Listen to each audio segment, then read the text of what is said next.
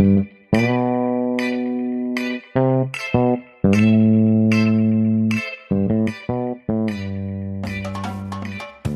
to Directly Correct, a Penguins podcast with Cole and Scott.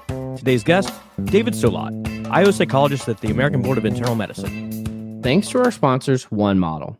One Model helps people leaders at large organizations make consistently brilliant talent decisions by unlocking the analytical value of the data dispersed across your business. One Model's people analytics platform takes all of the heavy lifting out of data extraction, cleansing, modeling, analytics, and reporting of enterprise workforce data.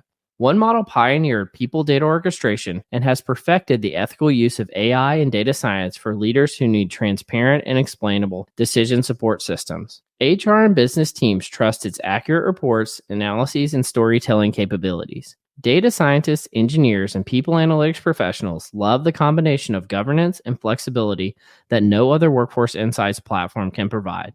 To learn more, book a demo at onemodel.co/directionally correct. All opinions are our own and do not reflect those of any other organization. I'll tell you how we were trying to figure out if Cole has met you, David. I think that it may have been possible. So I randomly, about a year and a half ago, Googled Star Trek IO podcast. And it just so happened that David had published like a week or two prior to that. And I was like, oh my God, my luck. I listened to him. I thought they were fantastic. And he set up a Star Trek meetup at PSYOP Boston. And I think that you stopped by, Cole, and you must have met David there, if you, in fact, did stop by. I don't think I stopped by. I don't recall. I remember we talked about the meetup with Psy, Islam, and gosh, why is his name escaping me? Our other guests. Remember that episode we had? He was there. Yeah, those two were there. I do not recall going to this meetup. At that PSYOP, I do remember going. I accidentally went into the Comic-Con thing once or twice, but I didn't. I don't think I went to the Star Trek meetup. Or let me put it to you this way: that sounds like my nightmare, and so if I went there, it wasn't on purpose. This may be Cole's like nightmare episode. He's not a big Star Trek fan. I finally get to nerd out in a nerdy way. I tell you, it was nerve-wracking setting up that meet. I saw everybody was doing these pre-conference meetups, and I was like, well, how would people feel about, a really geeky look at Star Trek and IO psychology? And I was so thrilled that so many people came by and stopped by, and we found so many people that like Star Trek and that like looking at it from our perspective. And it was a lot of fun. I just have to commit now to making more of those podcasts because they were so labor intensive to do those first two. I love doing it, but I need to kind of refocus and make some more of them. Yeah. Well, Scott, did you go to that meetup, and how did it go? Well, yeah, I definitely went to the meetup. There was, I don't know, maybe 10 folks there. It was really, really good. It was kind of all over the place the way you would expect it to be. But I think that the Star Trek universe, I'm a massive Trekkie. It's a great way to think about IO because you get like this like little like capsule. There's the same way like sports is a good way to look at IO. You get this like little capsule of the universe and kind of see how different things play out. There's training, there's selection, there's culture, there's all sorts of elements there. Well, yeah, and it's not that I'm necessarily fearful or dislike Star Trek. I'm just ignorant to it. And so Scott did me a solid before this episode. He sent me a list of all the top Star Trek characters and descriptions of them, I guess out of ChatGPT or something like that. So at least I can fake it for this episode. OCBs, baby. You got to keep your co-host happy. Organizational citizenship behaviors for the uninitiated, but excellent. But I don't know, Scott, what do you want to talk about in regards to Star Trek? Well, let's just like dig into it. Like Dave and I had a really good conversation the other day, and we had a good conversation at the PSYOP. What comes to mind when you think about like IO and Star Trek? Your podcast did a fantastic job of like digging into like leadership behaviors, this sort of stuff. I don't want to step on you, but yeah, what sort of elements come to your mind? Well, it's a lot of it has to do with the way organizations work together. And what got me started thinking about it was, I don't know if you introduced Cole to the first episode, which was about the trouble with Edward, which was a follow-up to the whole trouble with Tribbles thing that Strange New World was going to do. And it basically was a problem employee. Edward was someone who was a little quirky, a little different, and had a big chip on his shoulder, and a new captain who had absolutely no idea how to manage someone who wasn't a top performer and who didn't just fit into the rest of the culture. And it winds up, winds up yelling at the captain, "I'm not dumb." He winds up setting her up by submitting an anonymous complaint to Starfleet Command that she's rude and that she's doesn't know what she's doing, and just messes everything up, and winds up with, the ship blows up and the captain's on trial, and all she can say is he was an idiot. Is the last line. The last line is he was an idiot. A single employee can ruin your ship. You can't sink your battleship. Well, but that's what got me started thinking about it is, there's so much interpersonal relationship on Star Trek that has to do with how we work in our jobs. And some of it's realistic, some of it's not realistic. And I thought it'd be great to start digging into it and talk about that and things like AI. And there's just a lot that you can cover. What is the name of your podcast? So for those who are listening. Yeah, it's called Division 10, The Psychology of Star Trek.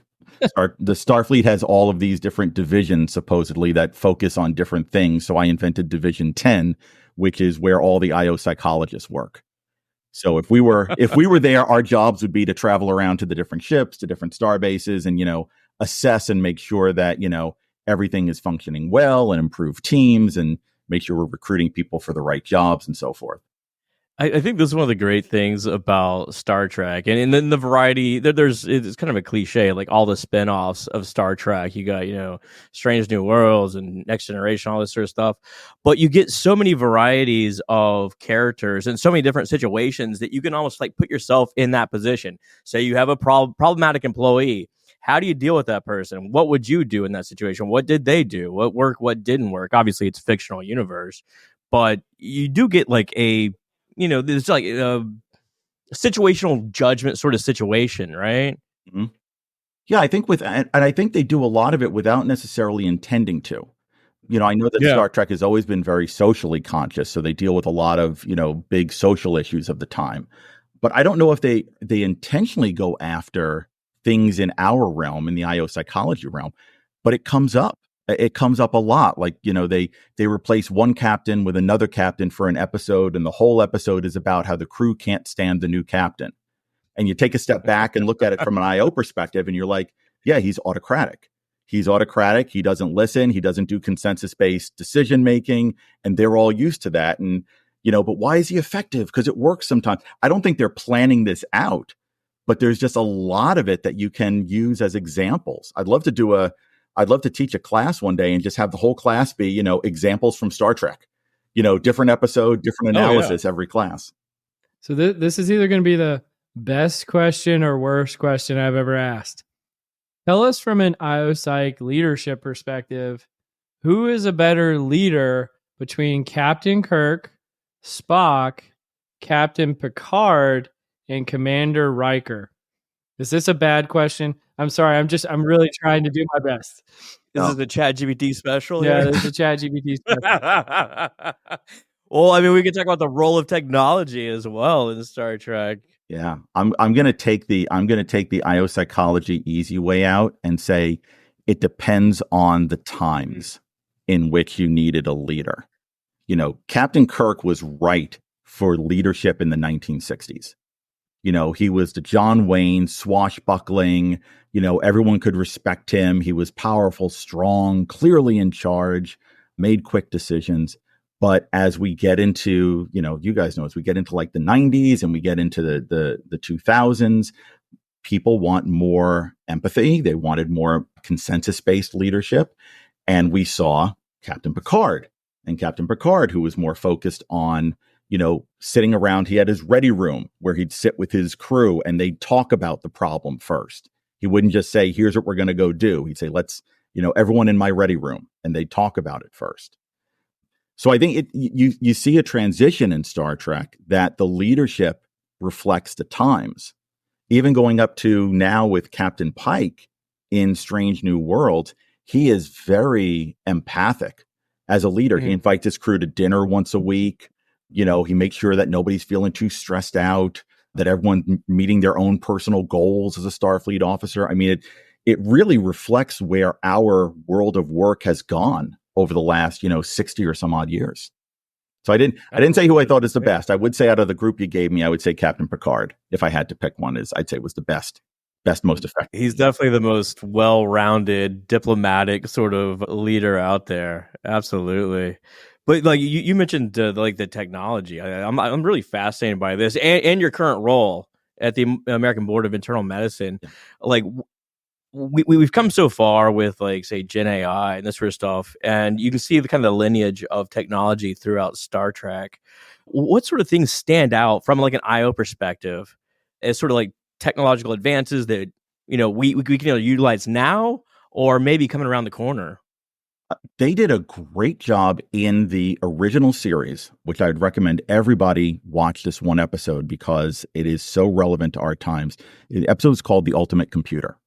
And it was a scientist had created essentially what we today would look at as an AI that could do the job of a starship captain. And the entire episode was they install it on the Enterprise. Kirk has to just sit back and go through all these trainings as the AI runs his ship and makes decisions about what planet to go to, who to send down on the landing party. And of course, it ends in a predictably catastrophic fashion where they do mock war games and the AI thinks it's really being attacked and it decides to use lethal force against other starships. But it's amazing if you go back and watch it now, given the technology they had at the time. They are dealing with the same types of concerns that we have now about what's AI going to do? Is it going to take my job? Is it going to make me less of a person? Kirk has this long speech about, in 1960s terms, how a man needs to feel like a man, but in our terms, I have to feel like I achieved something. And is it what happens when it gets out of control? If you can't turn it off, it decides to go too far. That jumps out at me as that's like unbelievably relevant and so prescient for a show that was made in the 1960s to have predicted the kind of discussions we'd be having about AI today. And there's a new episode of Lower Decks that's very similar, where they just have like an automated ship. They don't even need crew anymore. But I think that's so right. We find so much meaning and purpose in our work. What happens if that all goes away? What if that's all automated out because it can do it better, or make do it faster, or what have you? I was listening to a podcast yesterday about evolving artificial intelligence and the concern that there are these different levels of safety that we have for artificial intelligence today, from how dangerous could it be if things went wrong. And the upshot is that AI is now starting to enter level 3 and 4 on a 5-point scale where it could potentially be catastrophic to society. Because what do you do if you're not needed? Not just a feeling of accomplishment. What do you do if, as knowledge workers, we've got AIs that are smarter than the smartest? We invent one that's smarter than the smartest Nobel laureate. What do we do after that? Sit around like those fat people in Wall-E in our little chairs, cruising around the cruise ship. And why do so many like billionaires and tech luminaries think it's going to kill us all? Like, does that fit into the 5-point scale? And is that related to this at all? Sorry, I'm trying to make myself relevant. No, it is. When you get to like level 4 and level 5, which are threats we don't really understand yet, we look at what the disruption could be to economic systems. We look at what the disruptions could be to governments. If an AI has control over certain aspects of life and it makes decisions we don't understand, and that we aren't sure why it's doing it, it seems okay, but is it really okay? Or if it doesn't share our values. That's really part of the concern. And the technology is growing so quickly that, like most things, our technology is sort of is outpacing our morality. And we're not exactly sure, what do we do if a large portion of our economy is run by AIs that don't need a lot of maintenance, that just need someone to check in on them from time to time? It's never been the case where a machine has replaced a person and that person went on to live a life of leisure. When the assembly line was replaced by robots. They didn't tell all the assembly line workers, go home, we're going to pay you $50,000 a year. All you have to do is sit around now because your job has been eliminated. It's been a, how do I reskill and what do I do now that my job doesn't exist anymore? I mean, this sort of thing comes up in Star Trek as well, where like I think it's called The Measure of a Man, the episode where they're essentially debating whether Data is a sentient being and has the rights to be a captain. I think there's one in Voyager as well, where the Doctor tries to publish his own work, and they essentially say like, no, you're just a machine. You don't have rights to your own property. Yeah, and that's another one that's very relevant today, because AIs you can't own the creation necessarily, or there's a lot of debate about the creation of an AI. Do we all become programmers? Do we all become people that maintain and tweak and modify the system to work the way we want it to work instead of doing the actual work? Well, can I ask a question about this? So there was this recent PSYOP IOP commentary about this exact topic, where I think it was an old economist, John Maynard Keynes, predicted, by the year 2020 or 2000 or something, that people would only be working, 5 or 10 hours a week, because all the productivity gains that had happened as a consequence of, automation and efforts. And you mentioned a second ago, never in history has, when we gain productivity or there was this new kind of unsetting of technology, that people actually lived the life of leisure that was predicted. Why do you think that is? Like, why haven't we seen this happen in relation? And is it possible this time with AI that we actually do see that revelation? You need to go back to, the stuff that we all studied when we were, in graduate school, about the basics of why do we work? How we have what you get out of work, as our society has transitioned from being subsistence, where you work to, plow the field and get the food and raise the animals in order to live, to we provide services, we provide other things that are not directly related to survival.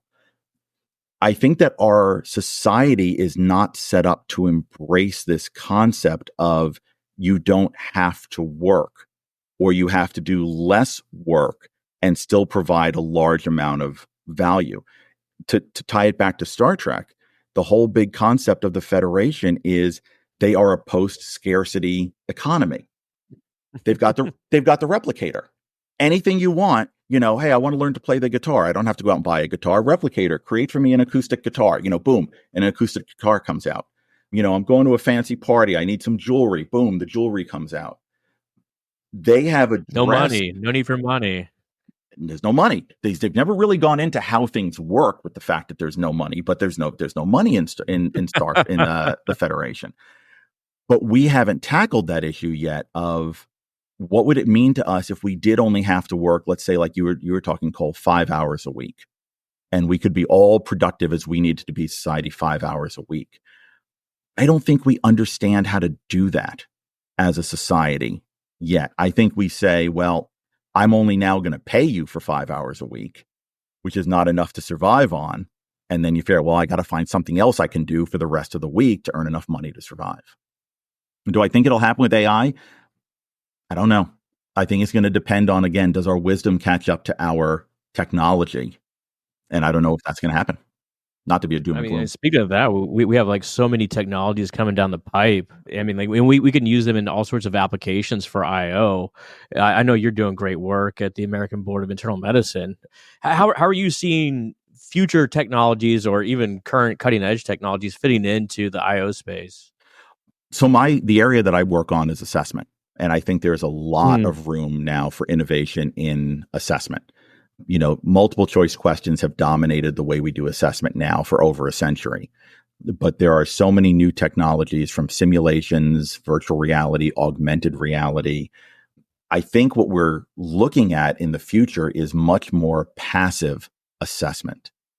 So, for example, instead of having to sit down and actively take an exam, looking at some combination of data that's gathered by an AI from your existing body of work or from your existing practice, whatever it is that you do, and possibly things like wearable technology to be able to follow you on your day, like some of the new smart goggles that are on, where you could say, okay, as part of your test, put on these glasses and wear them for a week, as you go to the office, as you do your job, and then we'll analyze all the data we get from that, and we'll let you know if we need to know any more about your performance.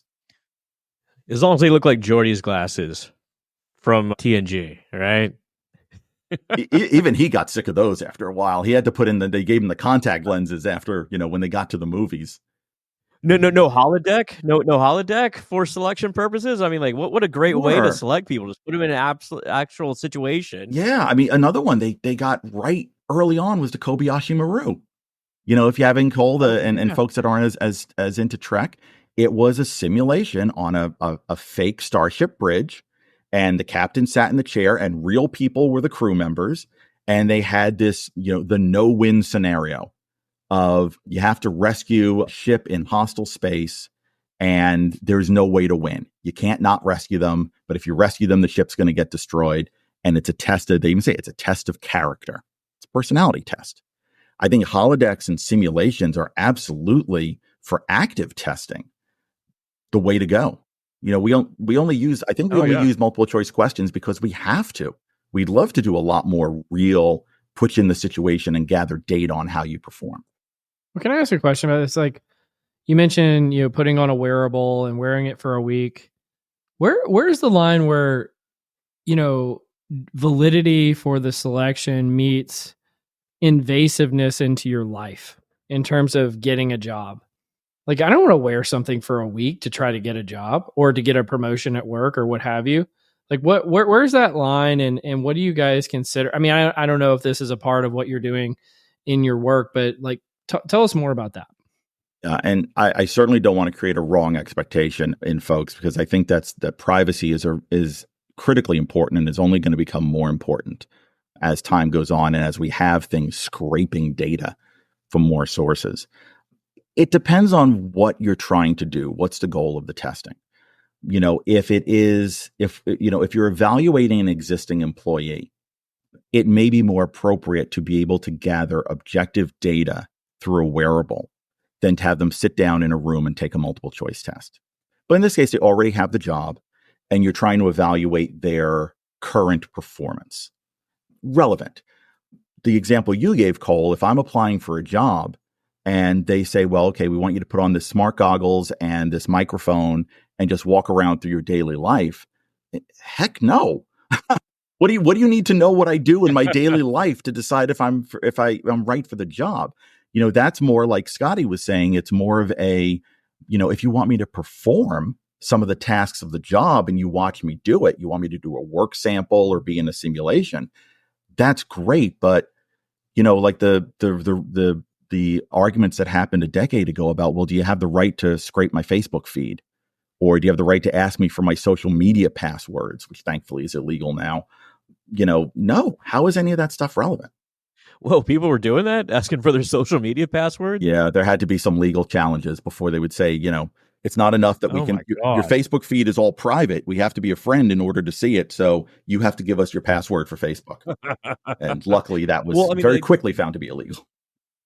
Just like we've seen technology progress through Star Trek. I mean, like, hell, like one of the first episodes of Star Trek, they had this like revolutionary new thing called a printer, right? And they actually printed out a piece of paper and Spock grabs it, this sort of thing. And we go off into wearables. I don't think we're that far away from even ditching the hardware and just having a camera track your movements and have a pretty damn good idea of what you're doing.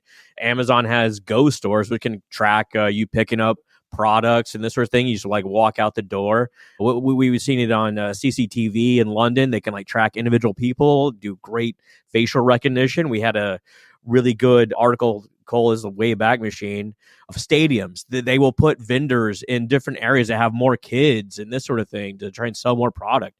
We're not far away from ditching the whole hardware aspect and just, hey, you're in the situation, go. Yeah, I think what you're touching on there is that a lot of assessment is invasive. And by invasive, I mean it takes time. You have to go do something. You have to go to a testing center. You have to sit down and log in and things like that. And I think everyone feels a certain desire to not want to do that. Very few people want to sit down and take a test. there's some advantages to be had in letting people know, hey, you don't have to do this thing you don't like to do. Like your example of checking out with products in a store. You don't have to line up at the cash register and take everything out of your cart and swipe it over a scanner and put your card in and all that. That's inconvenient. You can just go pick the stuff off the shelf, put it in a bag, walk out the door. People would generally say that's nice. That's a nice change. It's a convenience. It makes my life easier. But, I think, Cole, you and Scotty are kind of hitting both sides of the argument there. How much convenience do we want? And how much privacy are we willing to give up to get that convenience? And where's the level? Do I want you scanning everything I take off the shelf? Do I want you to know that I looked at this product and not that one? And then I get an advertisement from this company because they saw me take it but not buy it? Do I want people to know all of that about me? All we need is a little bit of your blood so we can sequence your DNA. And all we need you to do is to put a little microchip in you. No, don't worry. Don't worry about it at all. I mean, you go back to like some of the old days of like eugenics, like, oh, we just know this person's a bad fit for the role, or Gattaca, right? Like you're a bad fit for the role, and just be based on who you are. And well, nice knowing you. I thought about this.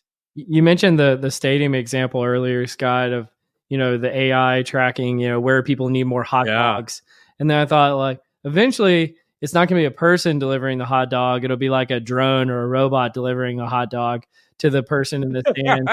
And eventually then it'll be actually, the game that they're watching, it'll be actually a robot that's playing the game instead of the human being. And then eventually it won't even be the human in the stands watching the game. It'll actually be a robot watching the robots play while a robot delivers the hot dog to the robot, or, and so it'll be like an AI simulation directly to your brain, and your team always wins. Or exactly. Actually, according to the Matrix, that'd be a bad outcome because people wouldn't believe it after a while. Oh, that's when you find out, hey, wait a minute, that's where we already are. This whole thing is just a simulation. We've done this already. And that's when we wake up. That's when you take the pill and you wake up.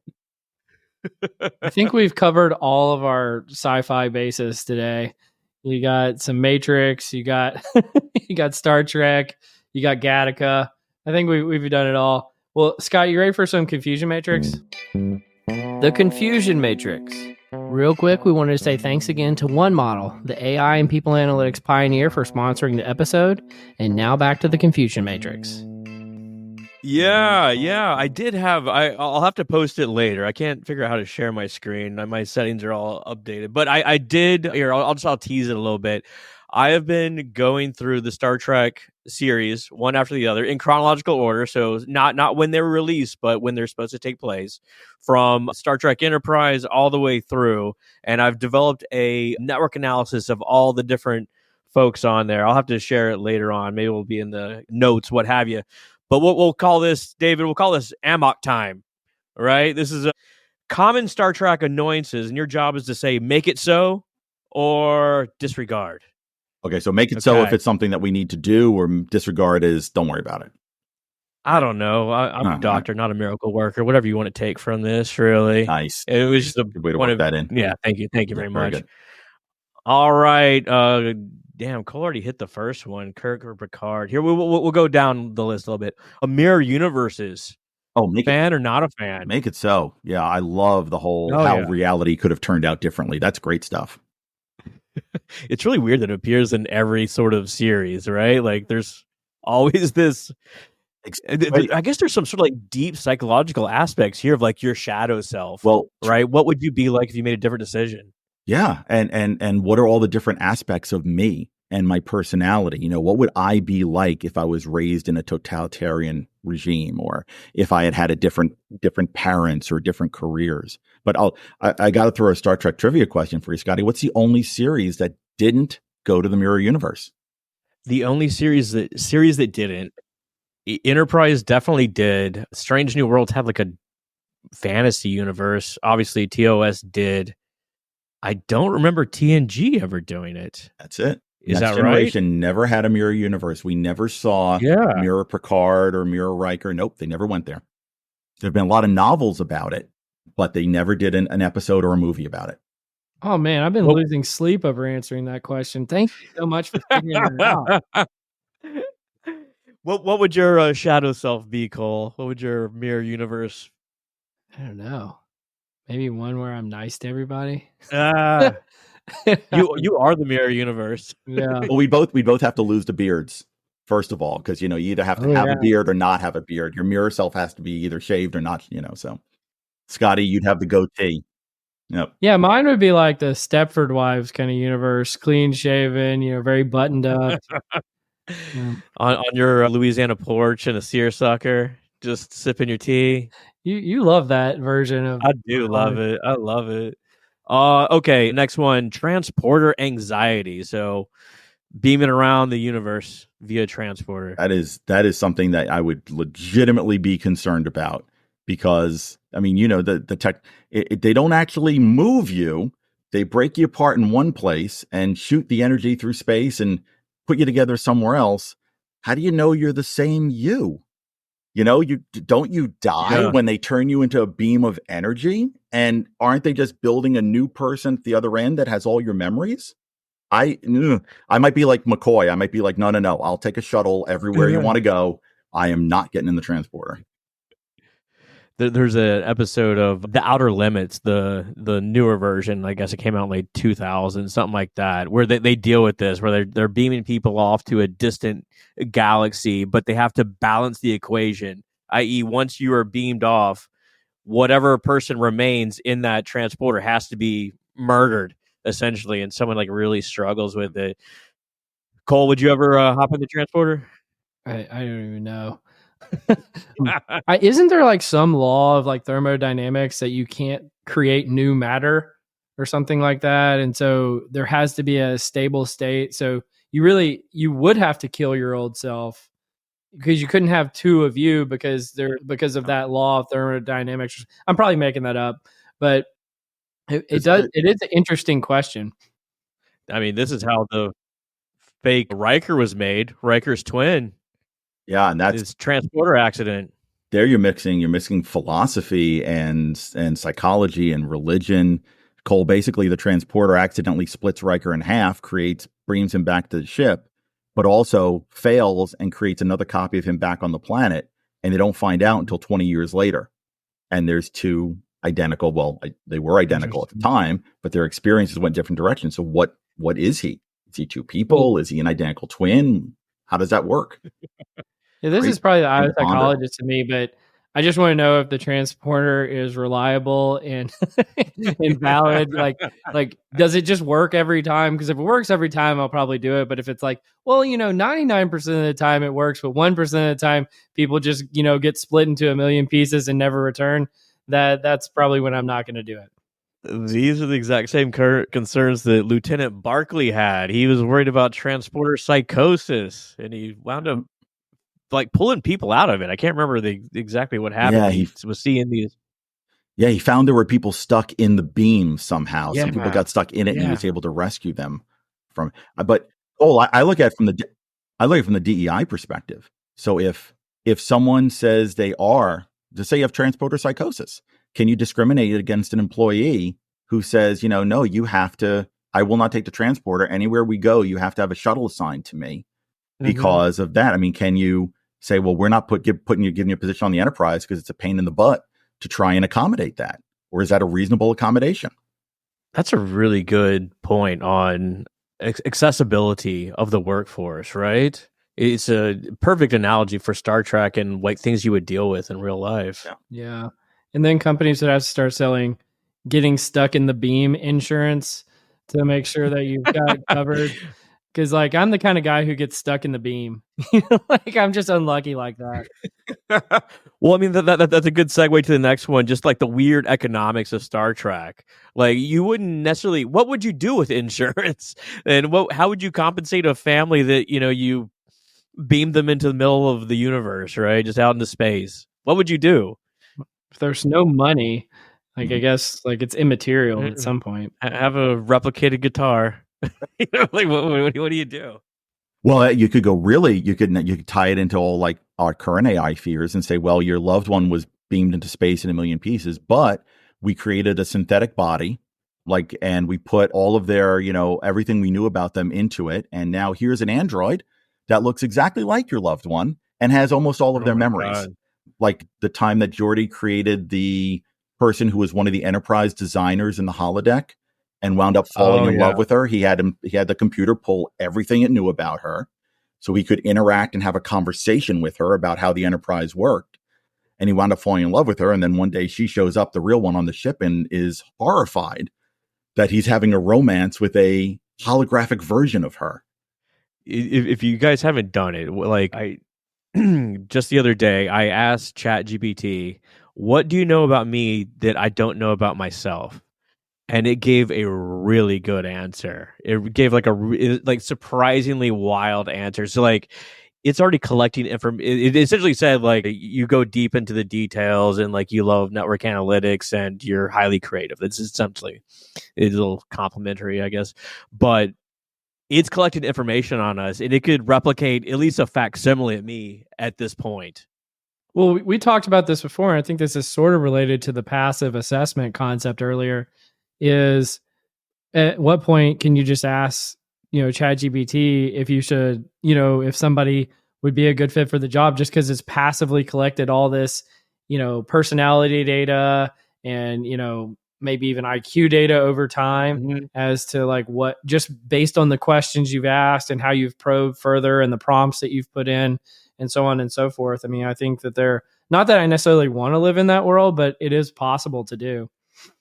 I did something less threatening than that, but similar when I was between jobs at one point, when I put all the information about myself into a custom GPT, and I would feed in positions that I would find online, and I would ask the GPT to say, what do you think about me for this role?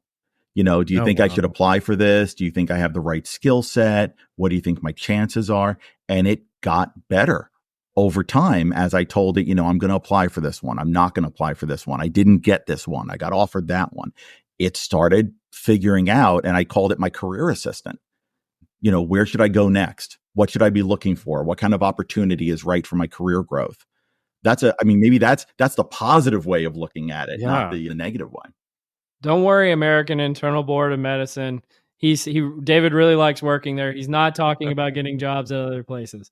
I do need to point out I'm in all of my 5th week there, so please don't assume I know everything about what I'm talking about yet with regards to them. I'm still learning, and they're wonderful people and a great place to work, but it's I'm still very much learning. So on the other hand, like even ChatGPT agrees that you're a good fit for the role. So good on the American Board of Internal Medicine. Absolutely.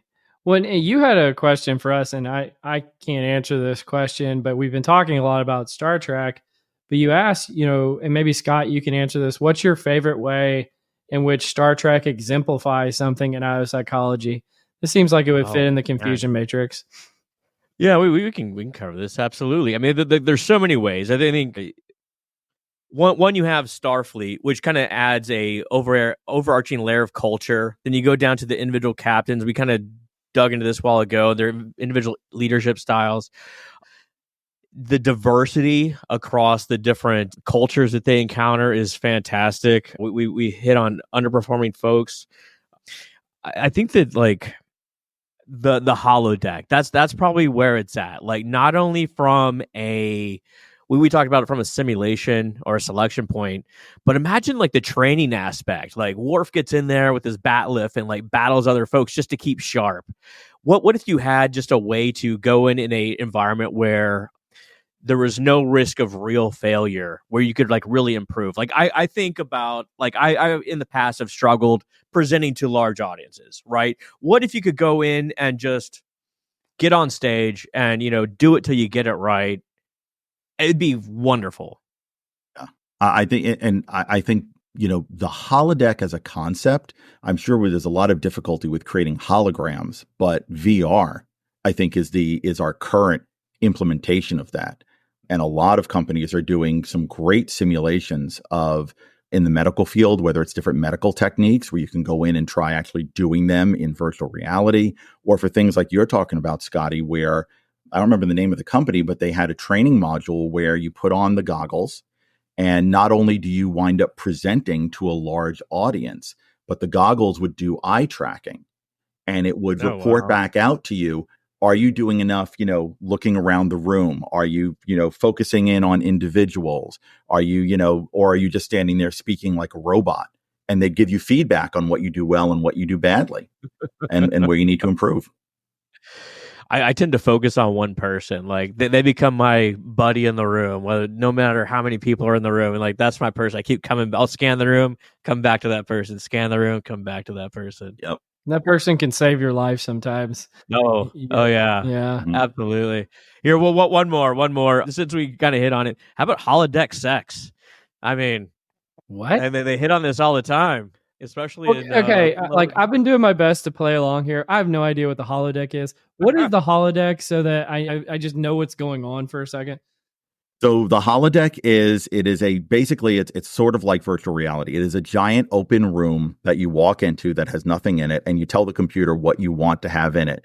And it's like VR goggles, except it actually exists in the physical world. They use the replicator and the transporter and force fields. So if I say, I want to be in a park so I can lay on the grass and, read a book on a blanket, it will create grass and some water and some trees in this room. And it uses all these different force fields and stuff. So you feel like you're really there. It's basically, they came up with the idea of the holodeck before people invented VR goggles in the real world. We said, we don't really need to actually do this. We can just put the goggles on and give you haptic responses and stuff like that. Well, if it's like VR goggles and you're talking about, having sex, I feel like that was the whole reason why VR goggles were invented.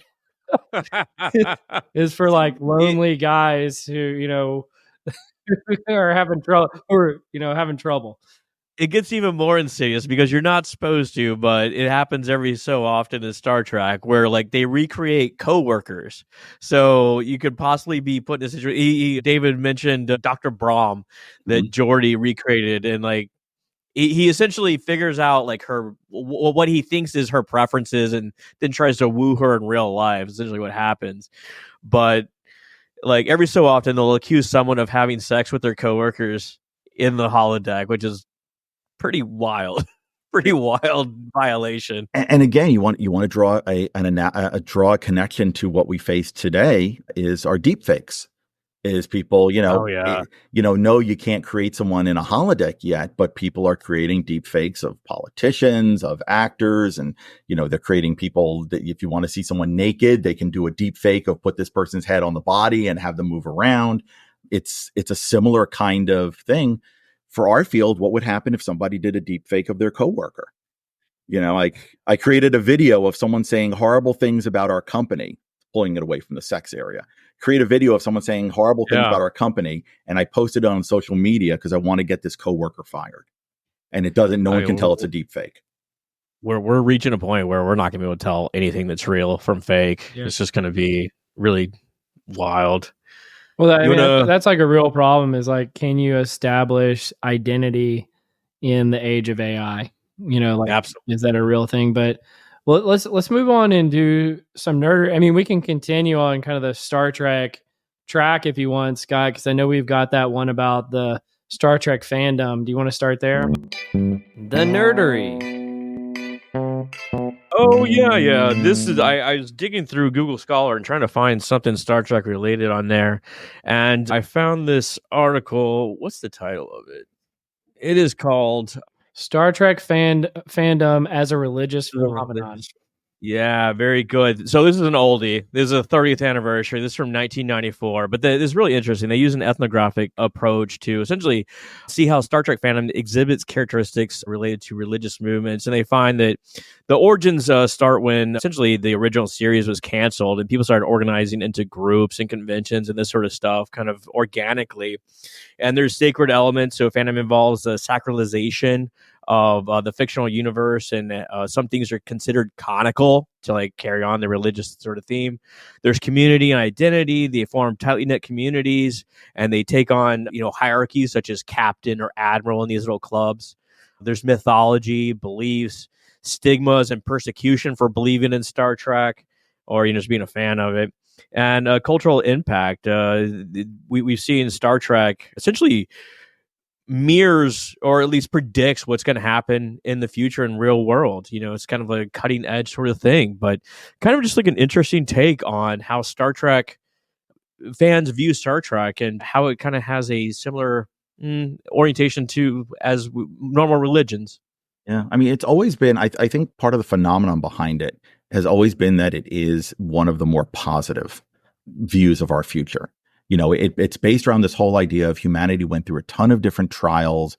World War III happens. There was a eugenics war. There was poverty, but we managed to pull ourselves out of it, and we managed to become better people. And we explore the galaxy, and we've grown. We learned we need, and we learned, and we grew. We didn't destroy ourselves.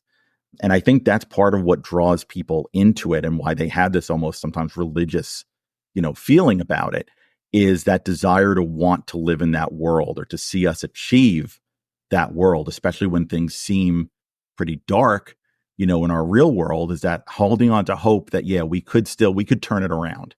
We could fix these problems and have a really good future. I think that one of the main benefits of religion, beyond, you see a higher power and all this sort of stuff, is the community that it builds, right? You go and you develop these relationships with other people, whether God is secondary or what, I don't really know. But have you ever seen the movie Trekkies, 1999 Trekkies? Mm-hmm. Oh, I watch this movie like every couple of years just because it is so good. It's a documentary about Star Trek fandom, and they go to conventions and they go to these little clubs. And obviously it's old like this article is too. But it is so great to see people coming together for a common purpose. And like this is like the early days of the internet too, right? So it's really dated. But forming these communities of like-minded people and just really developing friendships, it's really wild. And some of the first, you talk about the early days of the internet, some of the first, bulletin boards, the old dial-up bulletin boards where you called in with your modem and one person could be on it at a time, were message boards about Star Trek. Yeah, yes. Generation X here. Yes. Remember the bulletin boards. But yeah, it was, they were dial-up boards where people would talk about Star Trek and leave messages and have discussions. And it just was a way for people to reach out to each other. I think you find that a lot of people that are Trekkies, aside from being portrayed as nerds, it's, we grew up in a time when a lot of the dominant culture was always sports, and it was always sports, and it was always about the teams, and the cool people were all the people that played on the football team. But there were a lot of us that weren't athletic, and we were more into things like science fiction. And now we've reached a point where the people who are the Trekkies or the Star Wars fans or the Doctor Who fans, it's all sort of balanced out in what your interest is. I mean, the one thing I've figured out is that, at least from the podcast, if somebody's a Star Trek fan, they're going to talk about it on here. It's like a deep part of their identity. I'm like, okay, great, cool. I just have nothing in common. Cole with eyes open. Yeah, for sure. David, I got David with us. You took me to say, yeah. Another. That's a deep cut. I don't know how that episode relates to IOPsychology, but what a brilliantly written episode. Maybe like communication difficulty. Let's put it that way. Yes, breakdowns in communication. Good. I don't get the reference, but cool. Well, Scott, you came across something really interesting this week. Do you want to talk about that? Yeah. So where I get all my news these days, TikTok, I saw this video, and this guy was describing Notebook LM. It's a Google product, and it allows you to upload ostensibly as many PDFs as you want to the website, and it will train its own LLM for you. And what it does, it seems to be mainly a study resource, which is really great for any students out there, what have you. It'll create a review guide. It'll create obviously a summary. It creates little quizzes so you can learn the material better. But what it also does is take these articles and creates its own podcast. So a 2-person podcast, and it is good. I dropped in 30. I'm really interested in innovation right now. I dropped in 30 articles on innovation. It explained it so well. It caught things that I had missed in my review. That's a picture of me in 2007. That's a very old photo. But it sounds super real. They make jokes. they banter, they have chemistry. It is wild. It only takes like 3 minutes to do.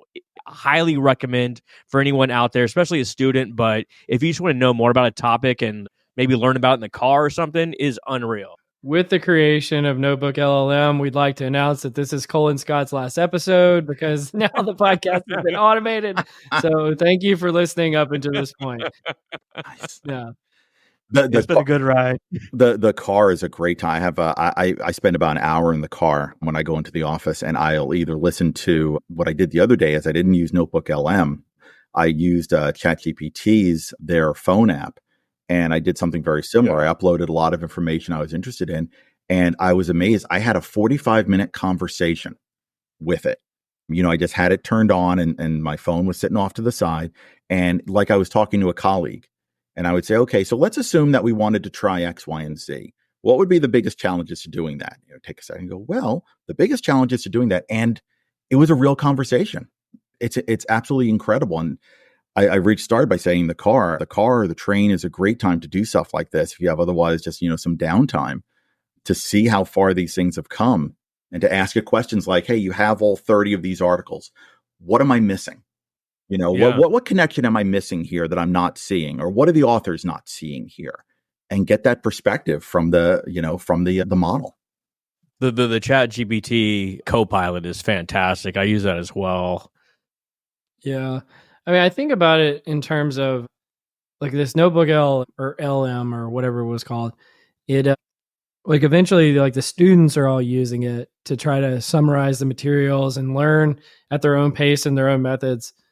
But the professor's probably using it too to like create their syllabus and create the content for the course. And at a certain point, it's like the course is Notebook LM or whatever it was called. And it seems kind of wild. It's an interesting question of like a broader question of like, what is the role of studying? What is the role of universities really? I mean, in a world where crystallized intelligence doesn't matter. Yeah, I think it's all about critical thinking, being able to rationalize through things. And I mean, you throw in the fact that like you got these deep fakes, and it's difficult to tell truth from fiction. We're reaching a real inflection point where I don't know what's going to happen. Well, it's like you guys mentioned earlier, like Star Trek is a weird universe because money doesn't exist, and what a world without money. I think we're entering a world where what is the value of knowledge? Yeah. Right. Like if you can get the answer like superhuman level to any answer to any question immediately on demand, like, do you even need to know anything? Yeah, absolutely. I think it'd be a waste of time. I think, Scotty, you touched on it. What I think one possible answer to that is if all the knowledge is immediately available and an analysis of that knowledge is available, I think our contribution becomes unique insight. Because if you create a Notebook LM, you create a ChatGPT, whatever system you put all the information into, and you ask it to analyze it, the summary is pretty much going to be the same. It's going to find the same key insight. It's going to find the same information, spit it out. I think the real value then becomes, what do we as human beings, what can we see that nobody else sees? I have a unique insight on all those that the computer didn't come up with.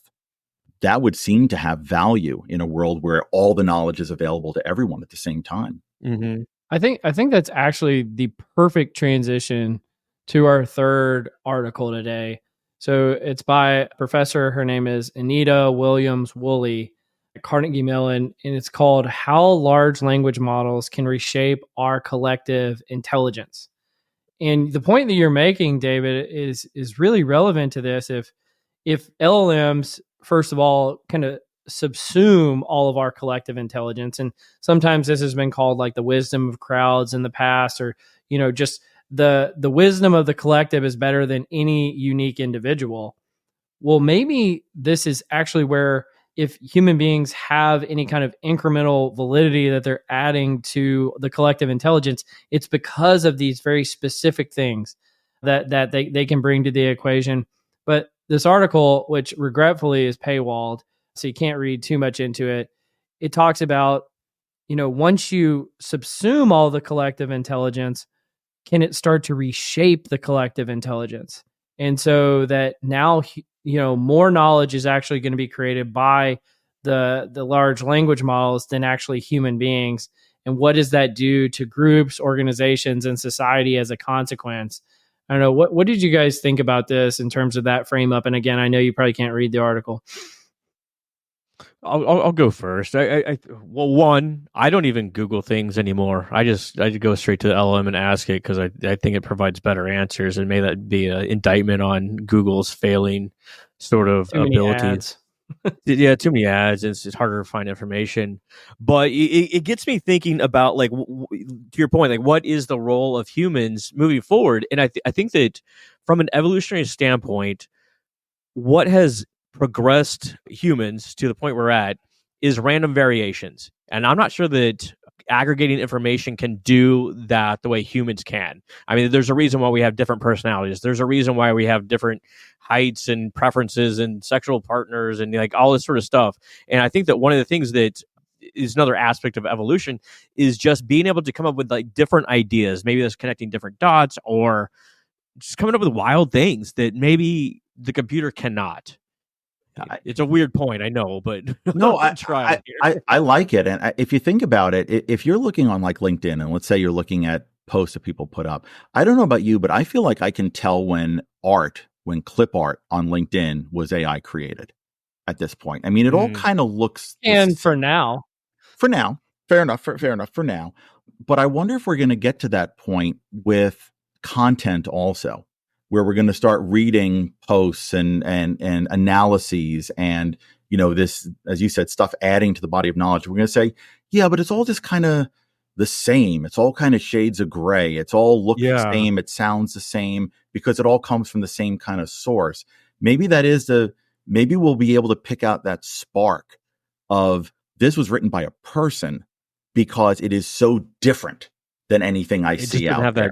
Human feel, which, like, I'll brag on the Directionally Correct podcast. I think we have success because we are different. We talk about things casually, whereas other podcasts are, a little more buttoned up, a little more structured. I mean, they're not going to talk about holodeck sex. Yeah, they're probably not. And you could our marginal success is we're just really getting a big head about it. No, the thing I think, here's my conspiracy theory on it, actually. I think the LLMs are actually already way better than is put out there, but through methods to try to use, like, there's called guardrails, I think they actually make them dumber. And I think they make them dumber on purpose to make humans less intimidated by the intelligence they already have and this vanilla-ness that you mentioned, because, I think LLMs that lack those guardrails could probably do some pretty wild stuff. And so I think that the vanilla-ness is a feature, not a bug, in terms of trying to get to mass adoption. But that's my own personal theory. Well, I've seen data visualizations of ChatGPT 5, which is about to come out. And the way it compares to, I think we're at 4.0 right now or something like that.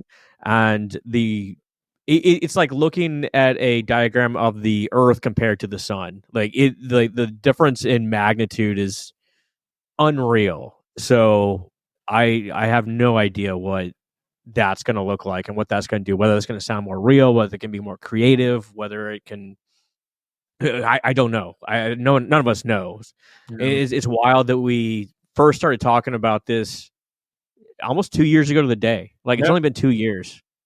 Yeah, I think it was early November 2022 when it came out, and we did a podcast on it like a week later. Well, I think we're accelerating exponentially now towards the idea of AGI, of artificial general intelligence. And I think what's interesting about that is we still don't even know what it really means. What is general intelligence? I say, well, it's an AI that's able to do anything a person can do or think anything a person can think. But I think we're going to find out. Whether we're ready or not to find out, we're going to find out pretty soon, maybe within 1 to 2 years. If ChatGPT 5 is that much bigger and more complex than 4, and 6 becomes exponentially larger than 5, we're going to very soon find out what it means, what AGI means. And hopefully we're ready for it and we know what to do with it when it's here. Yeah. Well, it's definitely some good food for thought. That's probably it's probably a good place to wrap, David. I really appreciate you joining us. I tried to do my best to be a positive contribution to this episode. I don't know if I succeeded or failed, but thank you so much for joining us. But before we give you the final words, Scott, any parting words for David? I love Cole with arms wide. That's great, man. David, before you head off into Stovacor, how can folks reach out to you if they care to? I got to start by saying SoCath has eyes uncovered for Cole. People can reach out to me on. You guys keep using these code words. I don't even know what you're talking about. I think we got to send you like a curated list of episodes to watch, and then you'll be caught up. You can reach out to me at the American Board of Internal Medicine, dsolot at abim.org. You can reach out to me on LinkedIn. Always happy to talk about whether it's Star Trek related stuff or stuff related to assessment, learning, artificial intelligence, and evolving HR tech. Always happy to meet new people and talk about this stuff. Live long and prosper. Fantastic. Well, you've been listening to Directionally Correct, a People Analytics podcast with Cole and Scott, and today's guest, David Solot. Thanks for joining us, David. Thank you. Directionally Correct is dedicated to you, our listeners, to help educate and entertain you on how to effectively do people analytics. By supporting this podcast, you are helping us continue to provide valuable insights and knowledge to our listeners. Please consider becoming a patron of the podcast. You can find the link to sign up in the show notes or at patron.podbean.com/directionallycorrect. Thanks for your support.